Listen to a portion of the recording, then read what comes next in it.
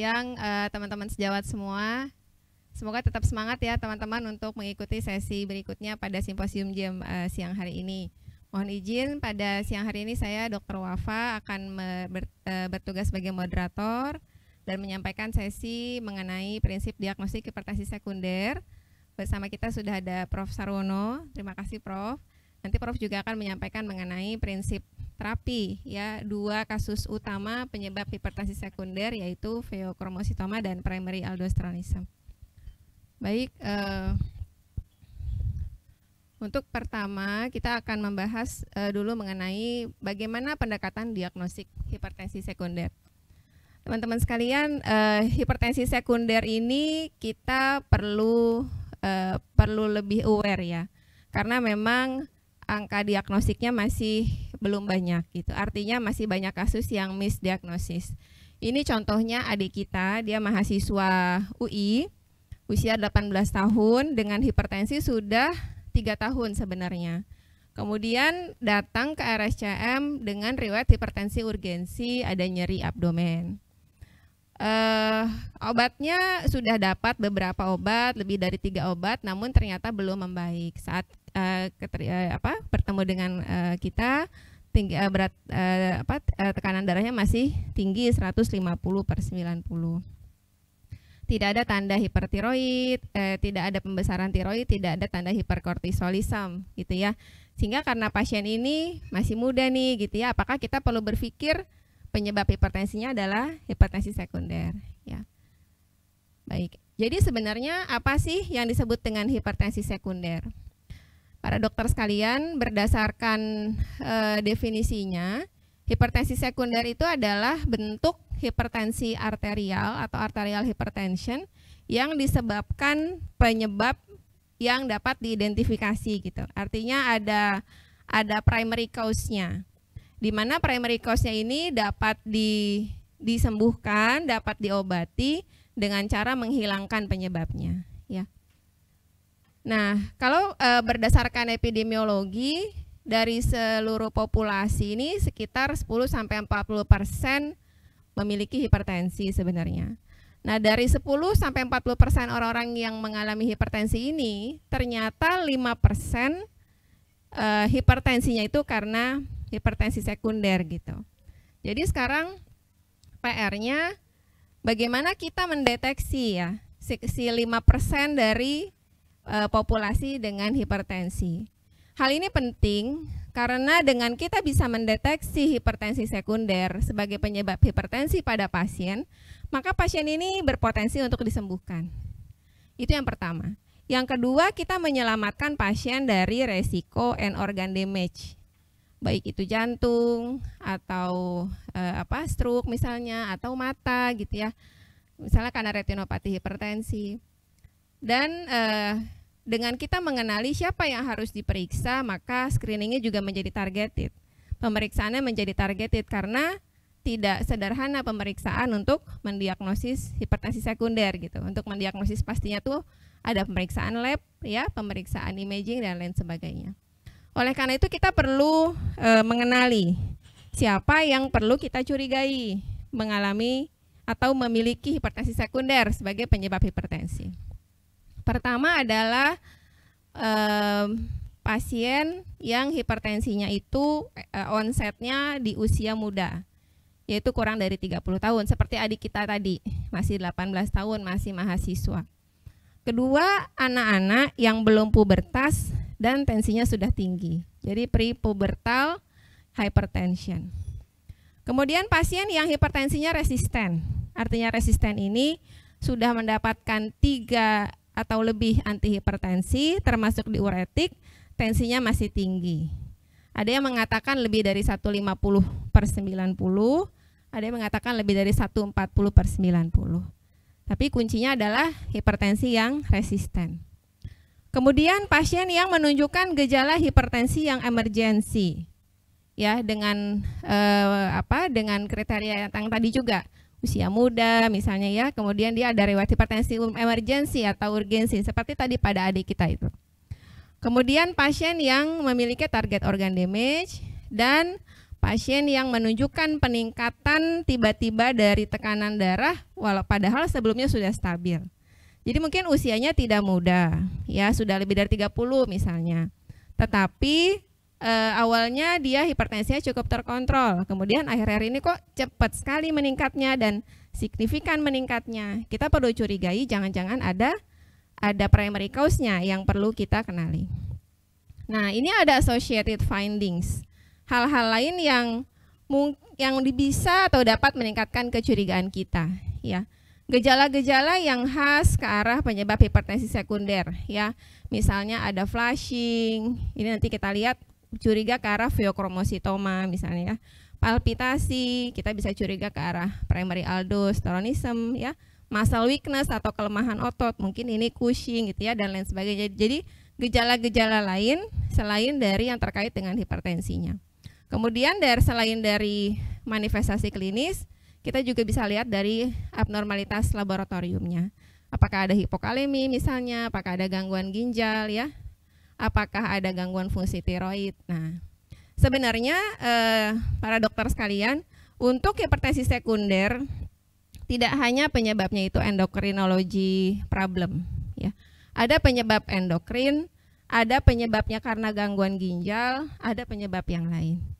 Untuk penyebab karena gangguan endokrin, ini dia yang sering. Yang paling sering adalah primary aldosteronisme atau kita kenal dengan Con syndrome. Con syndrome, ya, karena memang yang menemukan pertama kali adalah namanya Con, ya. Sehingga dikenal sebagai Con syndrome. Yang kedua, Cushing. Kemudian feokromositoma paraganglioma. Ini sebenarnya urutannya agak kebalik. Harusnya feokromositoma paraganglioma dulu baru Cushing, ya, dari angka kekerapan hipertensi sekunder. Kemudian hipertiroid, kemudian pasien akromegali dan juga hiperparatiroid. Ada studi yang menyebutkan hubungan antara hiperparatiroid dengan hipertensi sekunder. Kemudian penyebab non endokrin seperti penyebab ginjal, ya, dari gangguan ginjal juga dapat mungkin terjadi gitu. Yang sering adalah penyakit parenkim ginjal, jadi masalah misalnya pasien CKD. Kemudian yang kedua adalah penyakit vaskular, ya, renovascular hypertension karena stenosis arteri renalis. Atau yang lain, others, jadi selain endokrin, selain renal cause, yaitu obstructive sleep apnea. Ini banyak pasien-pasien kita, biasanya yang obesitas, kemudian mengalami OSA, kemudian menunjukkan gejala hipertensi. Dan yang lainnya adalah masalah di pembuluh darah besar, yaitu coarctatio aorta. Nah, kita bahas dulu yang pertama yang untuk endokrin, ya. Pada kesempatan kali ini saya tidak banyak membahas untuk ginjal, kita bahas fokusnya ke kelainan-kelainan di bidang endokrin.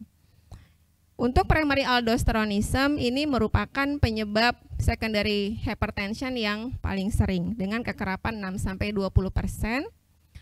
Dan pada pasien dengan resistant hypertension sebanyak hampir 20% penyebabnya adalah primary aldosteronisme. Kita perlu mengenali primary aldosteronisme karena efeknya bukan hanya hipertensi aja gitu. Tetapi kadar aldosteron yang tinggi dalam jangka lama ini juga menyebabkan dampak yang buruk bagi kardiovaskular dan juga bagi organ-organ yang terkait dengan hypertension mediated and organ disease.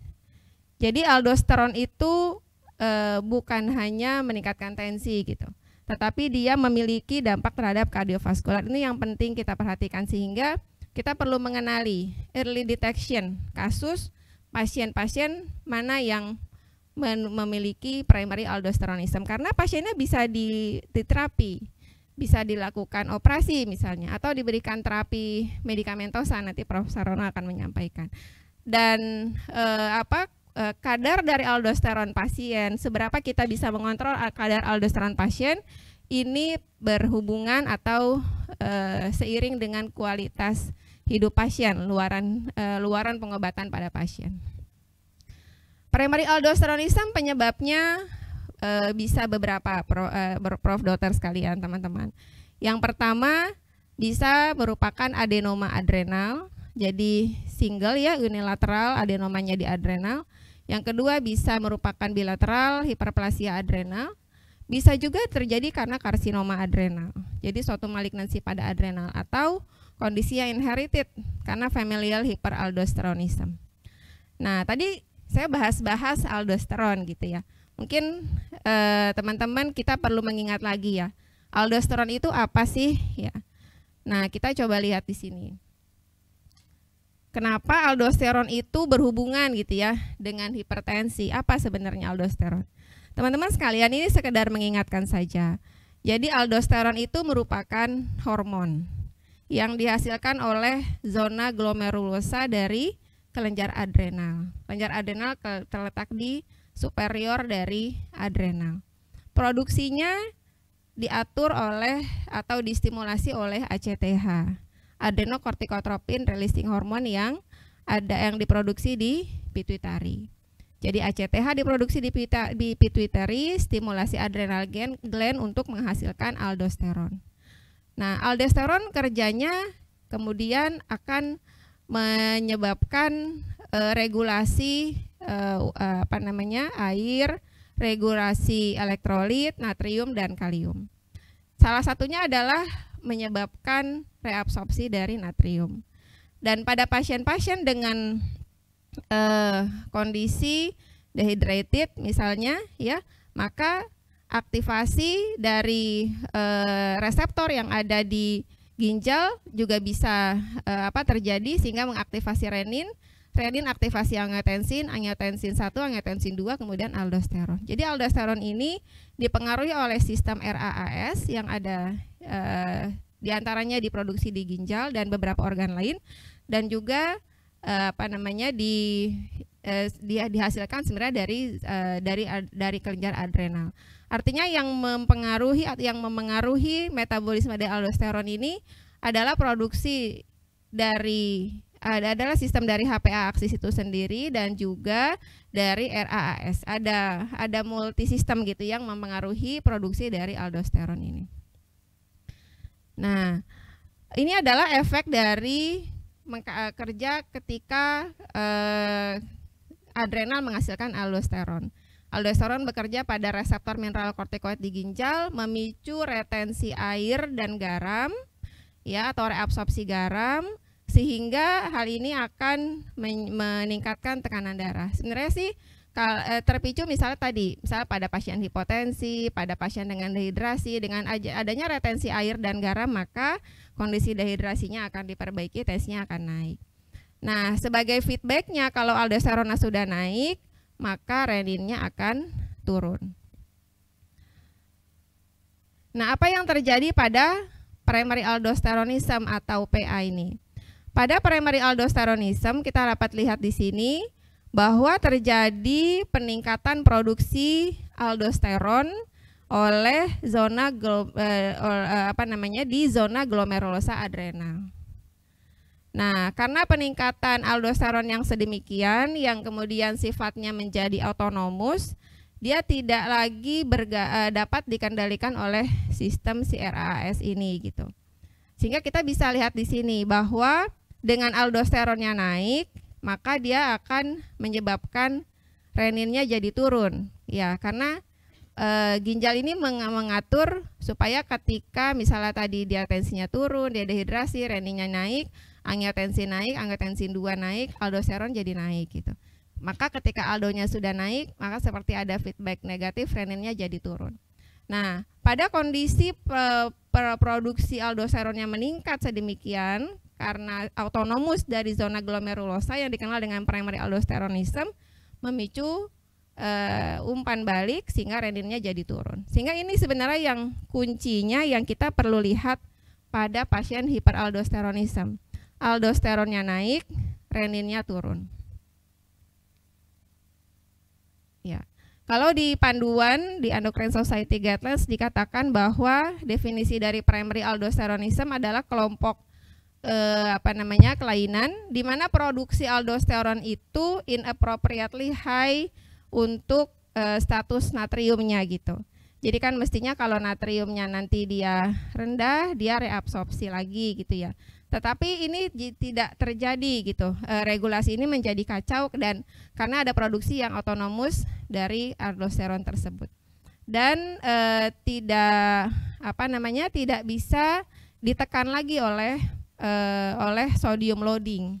Ya, jadi kalau misalnya diberikan sodium loading, natriumnya banyak, seharusnya aldosteronnya tertekan. Nah, ini karena ada autonomous secretion, maka pada primary aldo produksi dari sodiumnya, produksi dari aldosteronnya menjadi tidak bisa dipengaruhi lagi oleh pemberian sodium loading dari luar. Ini kira-kira ini dari panduan ya terkait definisi dari PA. Nah, karena adanya primary aldo ini, peningkatan produksi aldosteron, maka efek utamanya adalah hipertensi. Selain itu tadi kerusakan kardiovaskular, retensi natrium, supresi renin, dan peningkatan ekskresi kalium. Jadi aldosteron itu dia absorpsi natrium, reabsorpsi natrium, membuang kalium. Jadi efeknya adalah hipokalemi salah satunya. Tetapi hanya pada 37% pasien saja, pasien PA yang mengalami hipokalemi. Nah, oleh karena itu dengan kita memahami mekanisme regulasinya, maka diagnosis primary aldosteronisme bisa ditegakkan bila aldosteronnya tinggi dan reninnya rendah. Plasma renin ini bisa dinilai dari dua hal. Baik itu plasma renin activity, artinya adalah seberapa aktivitas renin untuk menstimulasi angiotensin 1, angiotensin 2, kemudian produksi aldosteron, atau dinilai dari plasma renin concentration gitu. Nah, dari perimbangan atau rasio aldosteron dengan renin, maka kita menghitung namanya aldosteron to renin ratio atau ARR. Tentu pada kondisi primary aldosteronisme, ARR-nya akan meningkat. Kalau di panduan Endocrine Society Guidelines dikatakan kita bisa mencurigai ini suatu primary aldo bila ARR-nya lebih dari 20-30 bila kita gunakan untuk aldosteron reninnya itu poin yang penyebutnya itu adalah plasma renin activity, dan dengan jadi ARN-nya tinggi, artinya aldosteronnya sedemikian tinggi untuk renin yang rendah disertai dengan aldosteron concentration-nya yang juga meningkat. Nah, mungkin berikutnya ini yang penting sebenarnya. Kapan kita perlu mencurigai pasien ini memiliki PA, ya, primary aldosteronisme. Ini saya ambil dari Endo Society Guidelines 2016 dan beberapa jurnal lain juga sama seperti ini, ada yang saya tambahkan. Yang pertama, pada pasien dengan tekanan darahnya yang sustain tinggi pada 3 kali pengukuran yang diambil pada hari yang berbeda. Kemudian pasien dengan resistant hypertension, pasien dengan spontaneous hipokalemi atau hipokalemi yang dipicu oleh diuretik, pasien dengan hipertensi dan adrenal insidentaloma, pasien OSA, pasien dengan riwayat keluarga PA atau memiliki hipertensi usia muda dan ada cardiovascular accident pada usia muda. Kemudian pasien dengan atrial fibrilasi yang tidak dapat dijelaskan oleh kelainan yang lain, misalnya kelainan valvular, dan pasien dengan hypertension mediated and organ disease. Ini ya teman-teman, jadi kita perlu curiga dan perlu melakukan pemeriksaan pada pasien-pasien dengan kondisi tersebut. Sekarang bagaimana kita periksanya? Yang pertama tentu kita tadi sudah lakukan screening pasien dengan high pretest probability yang sudah memenuhi kriteria tadi. Pasien-pasien tersebut kemudian kita perlu lihat dulu obat-obatannya apa. Karena obat-obatan, terutama obat-obatan hipertensi, itu ada yang bisa memengaruhi hasil dari pemeriksaan ARR. Jadi kita perlu withdraw dulu obat-obatan tersebut. Kemudian dilakukan screening tes ARR, aldosteron to renin ratio. Nanti kesimpulannya bisa normal, bisa borderline elevated, bisa markedly elevated.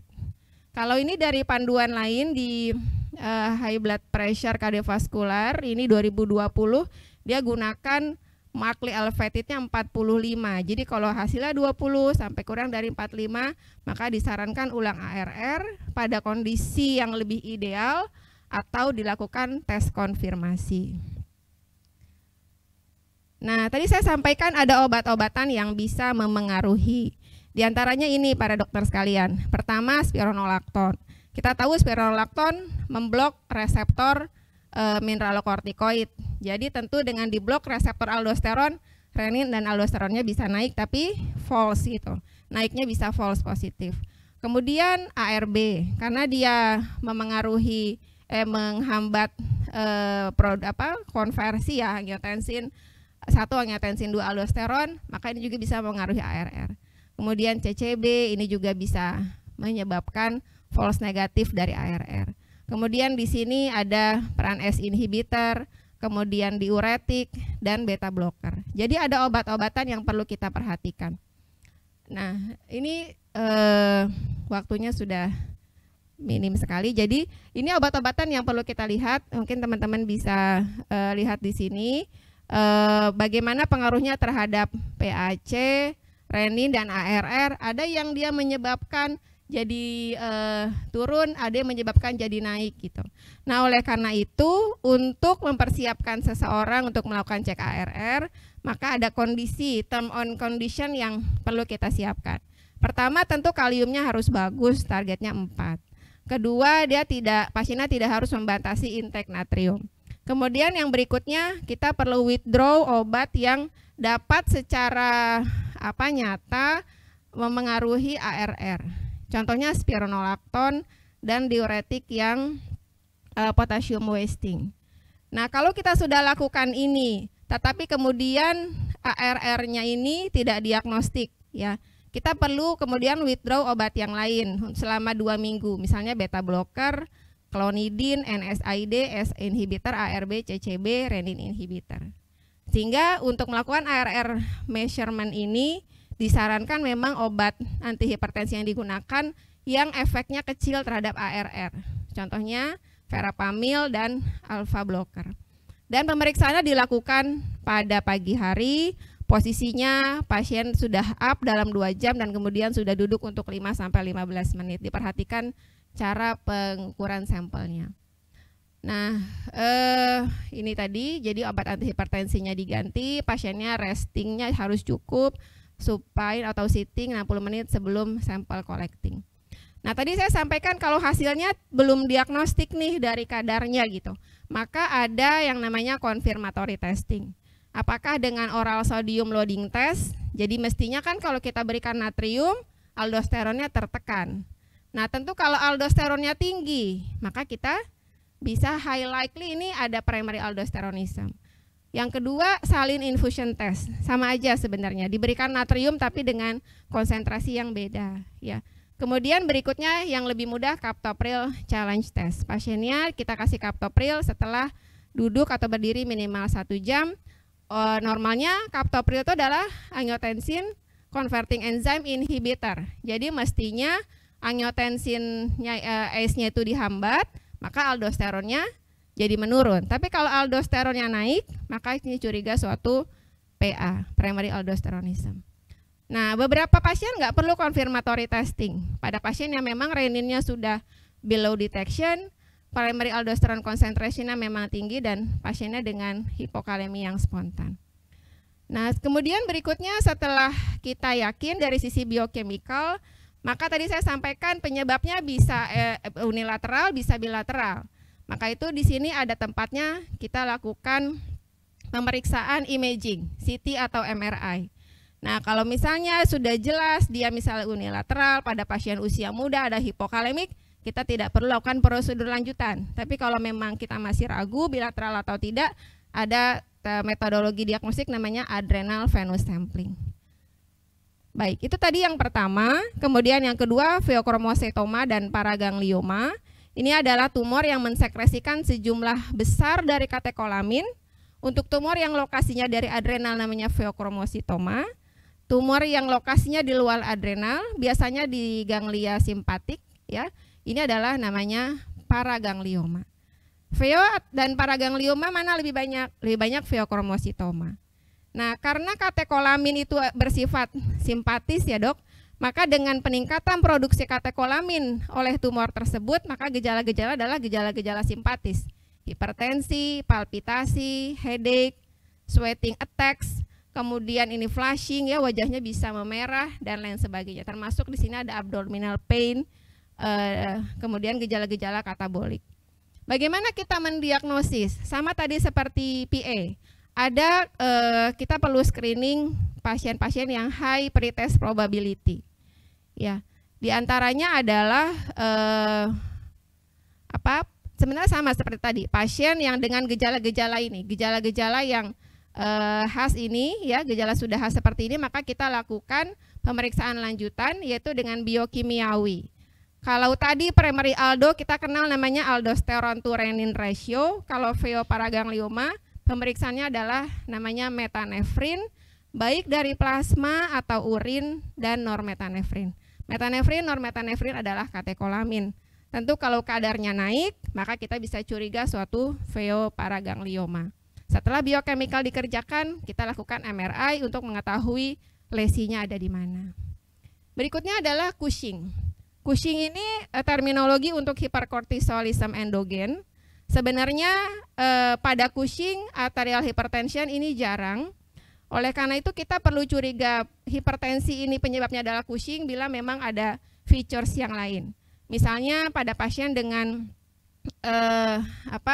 ada osteoporosis, kemudian pasien dengan gejala-gejala Cushing ya dokter sekalian seperti pletora, ada strie, ada miopati, kemudian pasien dengan peningkatan berat badan atau pasien dengan adrenal insidentaloma. Ini gejala-gejala yang sugestif ke arah Cushing ya.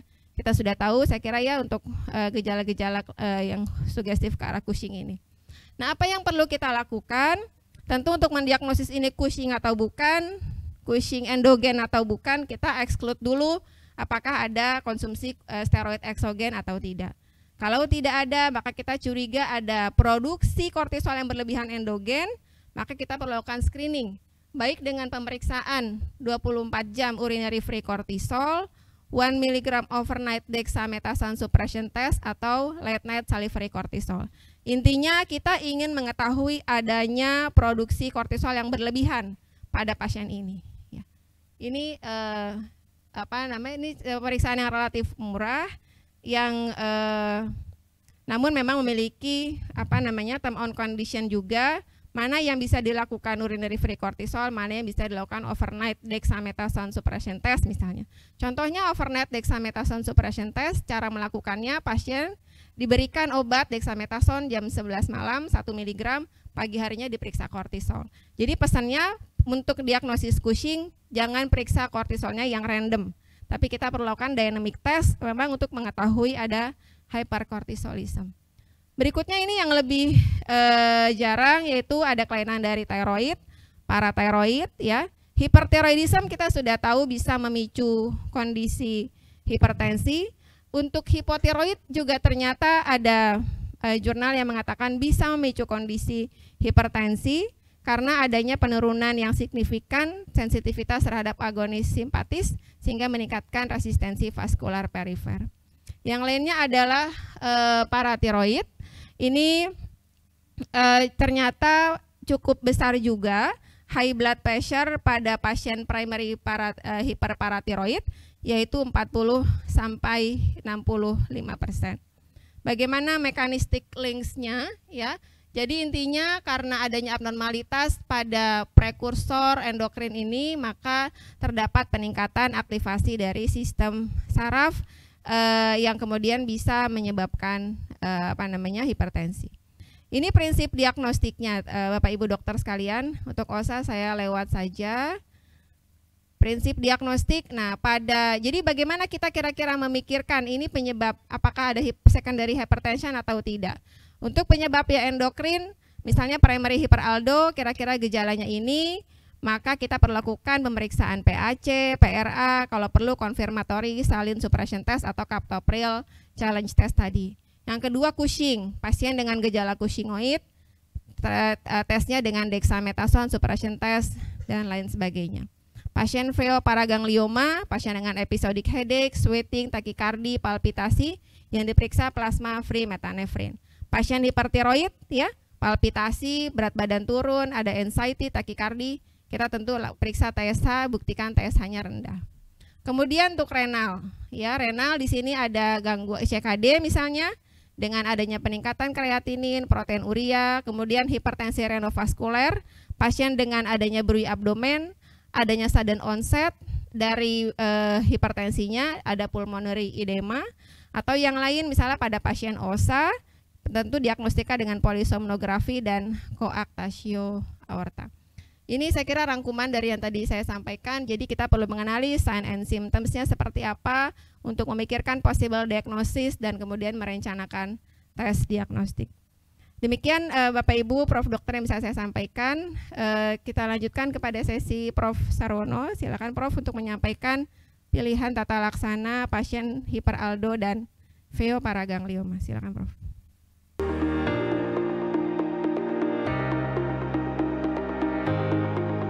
Prinsip tata laksana hiperaldosteronisme primer dan feokromositoma. Nah, kita tahu bahwa etiologi hypertension tadi juga sudah kebanyakan adalah primer. Sampai 95, 90, 95. Ya. 90-95% adalah primary hypertension. Sebabnya tidak diketahui dan pengobatannya adalah terus-menerus. Sebagian secondary hypertension bisa diobati dan bisa hilang ya. Secondary hypertension tadi sudah banyak, kurang lebih 5%, dan diantaranya adalah endocrine hypertension ya. Di antara endocrine hypertension yang banyak adalah feokromositoma, yang paling banyak adalah Con syndrome, tadi sudah disebutkan ya.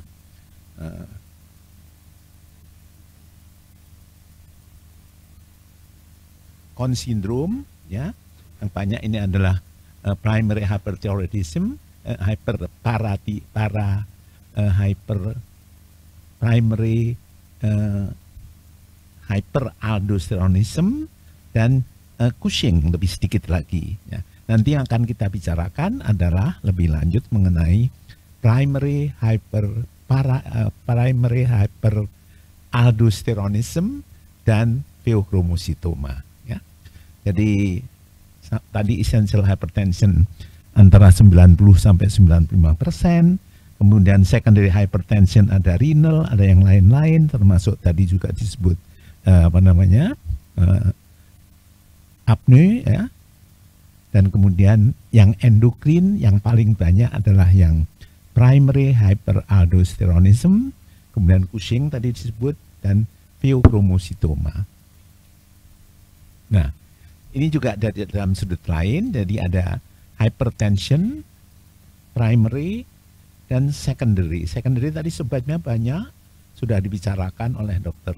Wafa, dan di antara yang lain, di antara secondary itu adalah yang primary, yang endokrin sekunder.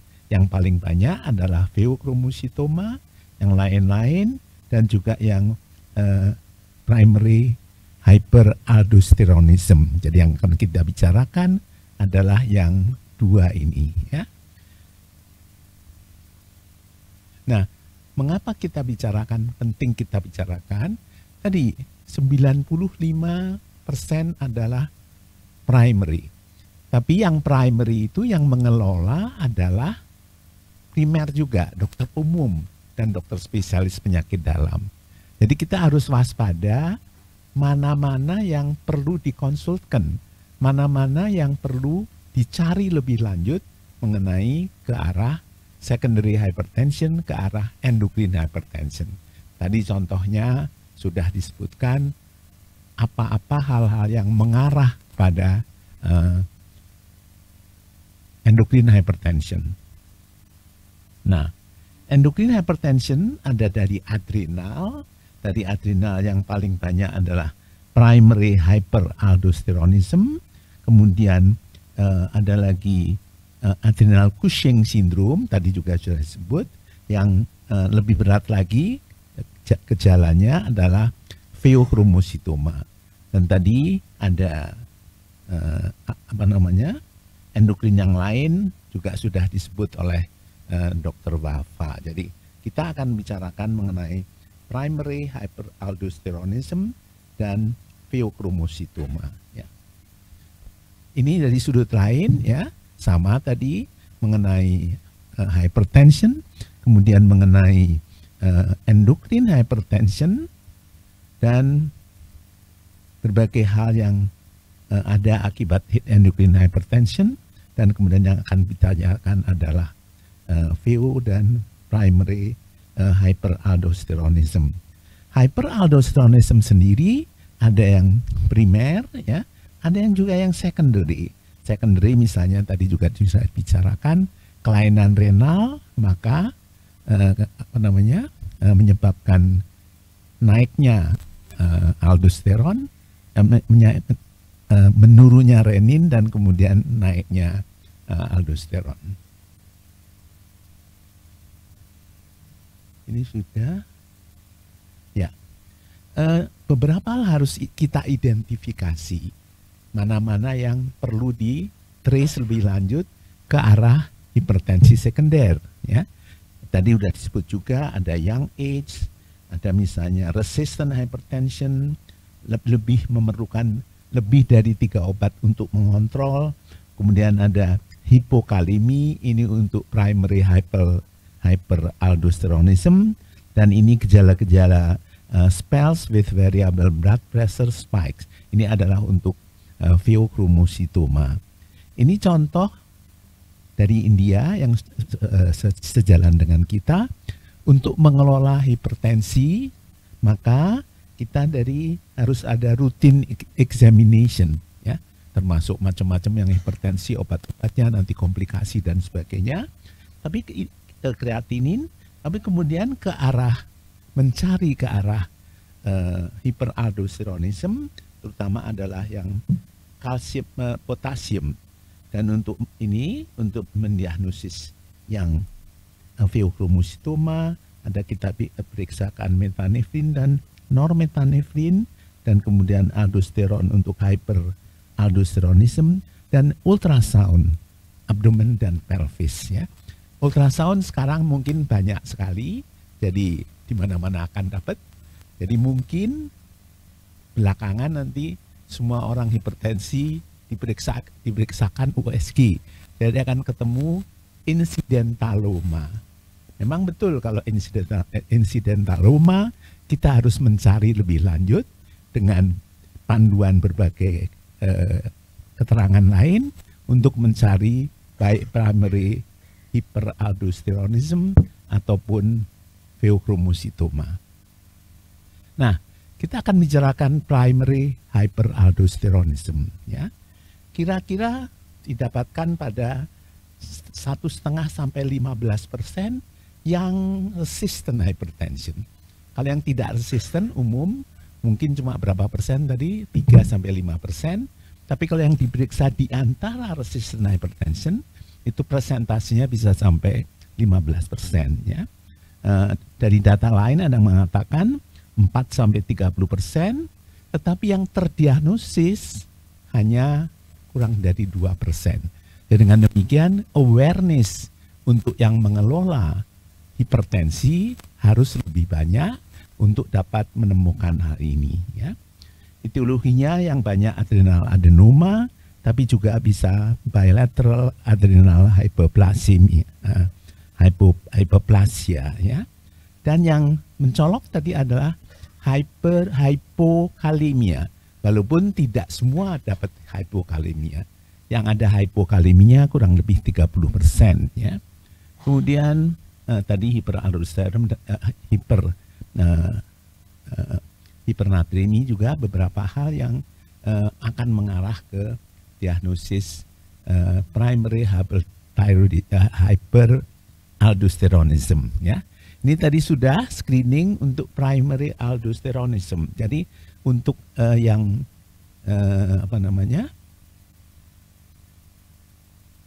yang kita mengarah ke arah dikerjakan lebih lanjut, didiagnosis lebih lanjut ke arah ini, ke arah primary aldosteronism. Diagnosisnya tadi sudah dikemukakan dengan aldosteron renin ratio.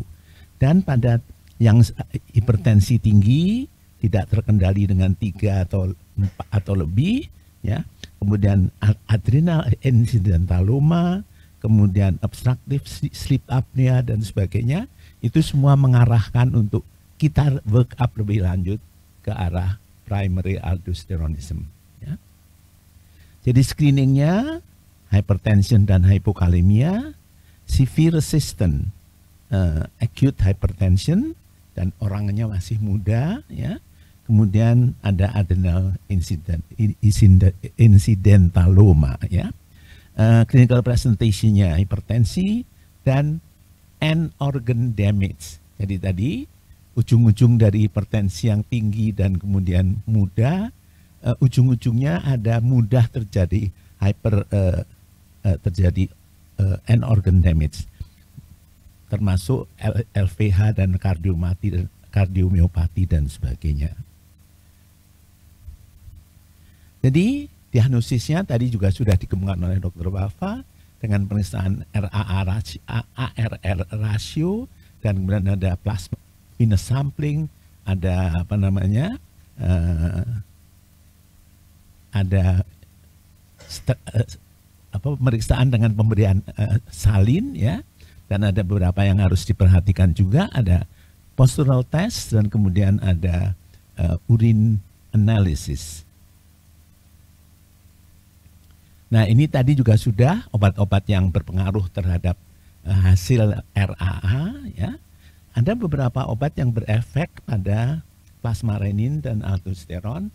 Tadi ada yang obat-obat ataupun berbagai macam yang dapat mempengaruhi pemeriksaan.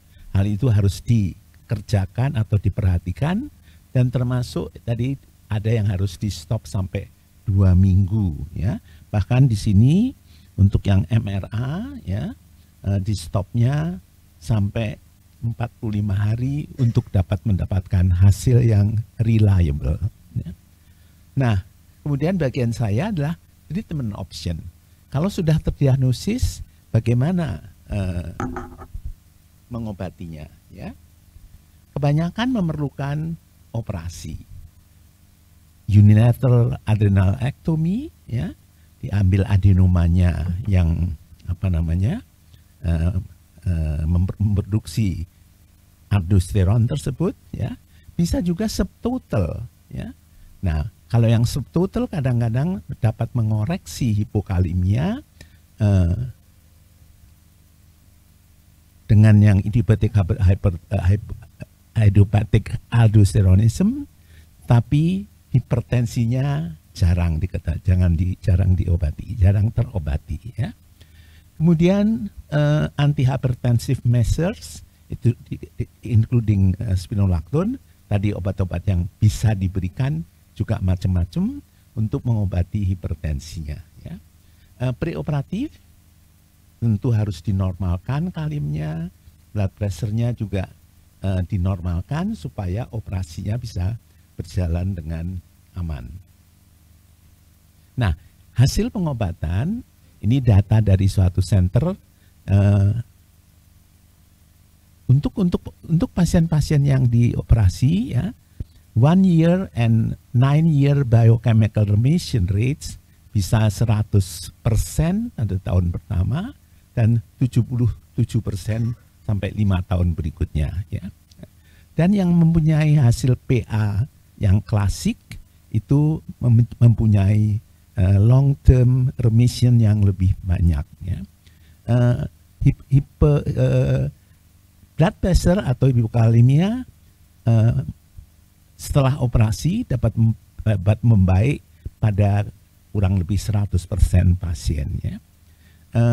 Dengan adrenektomi maka terjadinya berbagai kemungkinan komplikasi, left ventricular hypertrophy dan sebagainya, termasuk reversed albuminuria dapat dicegah, ya. Dan untuk orang-orang yang wanita muda didapatkan higher chance of being cured, ya. Tapi untuk orang tua maupun wanita pun benefit clinical masih didapatkan, ya. Setelah itu outcome harus diassess kurang lebih 3 bulan sampai 6 bulan sampai 1 tahun post operatif, dan kemudian kalau bagus tiap tahun harus diulang kembali, ya.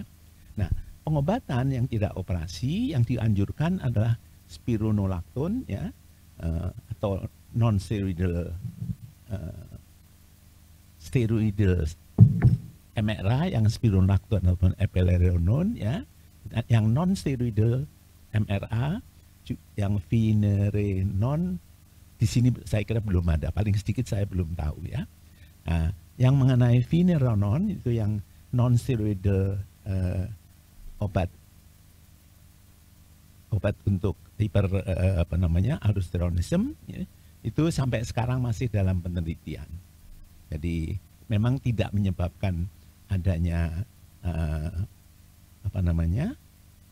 kelainan pada misalnya terjadinya androgen reseptor kelainan ya, itu menyebabkan ginekomastia, breast pain dan erectile dysfunction untuk yang aldosteron ataupun eplerenone, sedangkan yang finerenone tidak menyebabkan berbagai hal tersebut. Tetapi apakah efeknya terhadap organ damage banyak atau ada, masih perlu diteliti. Ya. Nah, itu mengenai pengobatan hiperaldosteronisme primer ya. Mengenai feokromositoma lebih jarang ya. Biasanya ada pada ada rule of 10 ya, 10% ekstra adrenal, 10% pada anak muda, familial dan sebagainya. Dan yang ada adalah keluhan-keluhan symptoms headache, sweating, palpitation, tremor dan sebagainya, termasuk sampai chest pain, abdominal pain yang berat ya. Tetapi ada yang ada spell ya. Ada kadang-kadang keluar sweating, cold hand and feet, weight loss dan constipation. Ya. Yang spell ini merupakan diagnosis yang lebih khas untuk feokromositoma ya. Untuk yang keluhan ini feokromositoma itu memang agak jarang, tetapi hanya diperiksa lebih lanjut ke arah sana kalau ada suspicion ke arah sana. Ini kandidat untuk feokromositoma ya. Jadi clinical triad atau spell tadi ya, headache, sweating, tachycardia, kemudian resistant pada treatment ya, terus kemudian muda ya, paradoxical blood pressure response ya, kemudian ada genetic predisposition dan sebagainya. Itu yang menganjurkan, menyebabkan kita mengarah ke arah feokromositoma ya. Jadi ini didapatkan pada 90%, ada hipertensi, ada pain, ada perspiration ya, yang kita sebut classical triad ya. Classical triad ini kalau tidak ada triad tersebut, maka kurang lebih meniadakan diagnosis ke arah feokromositoma. Jadi ini spell ini penting untuk pemeriksaan atau untuk melanjutkan ke arah pemeriksaan feokromositoma ya. Jadi di antaranya yang gejala yang berat adalah hipertensi yang tinggi, mana chest pain, anxiety dan sebagainya ya. Dan feokromositoma merupakan salah satu sebab dari hypertensive crisis.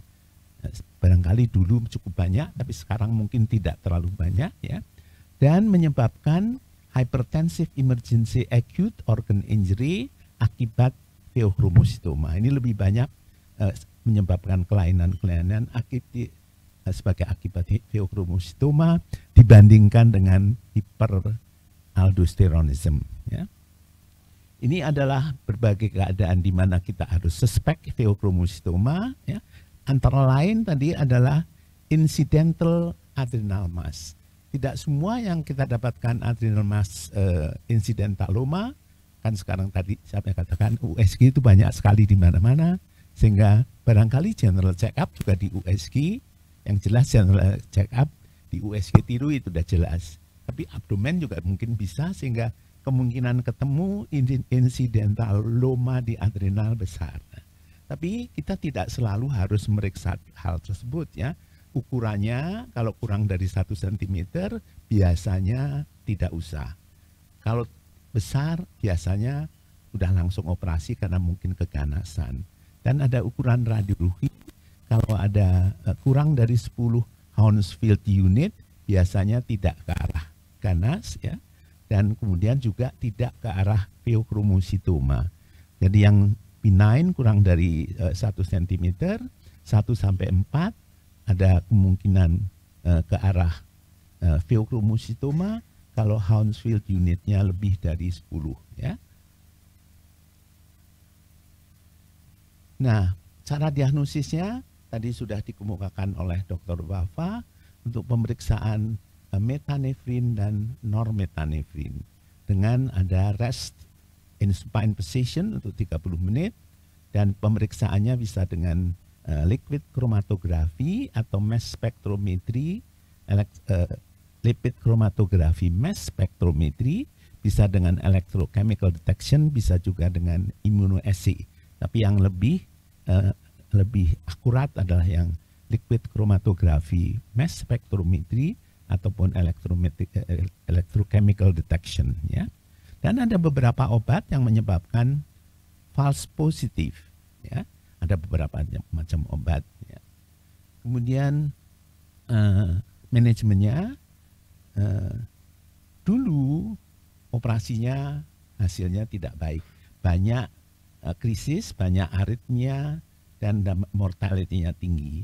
Tapi belakangan ini dengan adanya preoperatif preparation yang lebih bagus, alfa dan beta blokade, teknik anestesi yang baik, dan kerjasama antara endokrinologis, bedah, dan anestesiologi yang lebih baik menyebabkan hasil operasi lebih baik. Ya. Jadi pertama dengan adrenergic, kemudian kalau belum ditambah beta adrenergic, dan kemudian manajemen perioperatif ya. Itu yang perlu dikerjakan pada waktu operasi dengan feokromositoma.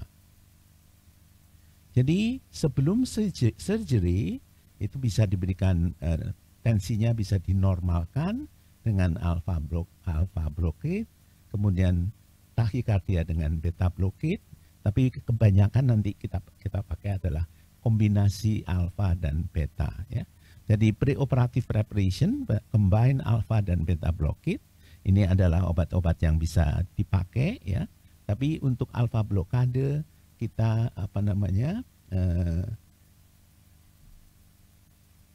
bisa pakai prazosin, terazosin atau bendoxazosin yang harus diberikan kurang lebih 2 minggu sebelum operasi. Yang dianjurkan adalah fenoxibenzamin ya. Dan kemudian kalau perlu dianjurkan atau ditambahkan beta blocker setelah dipakai alpha blocker sebelumnya. Ya. Dan untuk yang krisis hypertension, maka obat-obat tersebut bisa diberikan intravenous, misalnya ventolamin, nitroprusid ya, dan sebagainya. Ya. Untuk yang unresectable ataupun yang malignant ya, kita bisa memakai kombinasi alfa dan beta blocker. Untuk yang malignant bisa dipakai nuclear medicine, dan post operatif semua obat-obatnya bisa di stop karena normal ya. Dan kemudian untuk yang 5 tahun hypertensive free adalah tadi 74% dan 45% urine collection bisa di stop setelah itu. Surveillance mengenai urine collection diteruskan paling sedikit bisa tahunan, satu tahun atau 2 tahun ya. Oke, saya kira itu mengenai pengelolaan, tetapi yang jelas untuk yang dokter umum barangkali wajib tahu, perlu tahu bahwa ada berbagai hal yang yang tidak mengenakan ya sampai kematian dan sebagainya, dan perlu perhatian ke arah sana supaya bisa memilah. Yang ini kita konsult lebih lanjut. Yang lain dari yang 95% hipertensi itu ya tidak usah ke sana karena evaluasi tidak terlalu mudah dan tidak terlalu murah. Jadi dengan demikian untuk mana-mana yang dievaluasi itu harus dikenali betul, kemudian dievaluasi dengan dikirim Sp.PD, biasanya bisa sampai evaluasi seperti itu. Untuk pengobatannya mestinya dikirim untuk yang rumah sakit tersier di mana ada kerjasama penyakit dalam, endokrin, kemudian bedah maupun kemudian anestesi yang baik, cara operasi yang baik ya. Saya kira cukup sekian, mudah-mudahan bermanfaat untuk kita semua, terutama untuk memilah-milah mana yang perlu dikerjakan lebih lanjut, mana yang tidak, untuk mengenali yang yang sedikit di antara yang harus dikelola harian oleh dokter umum ataupun dokter spesialis penyakit dalam. Terima kasih.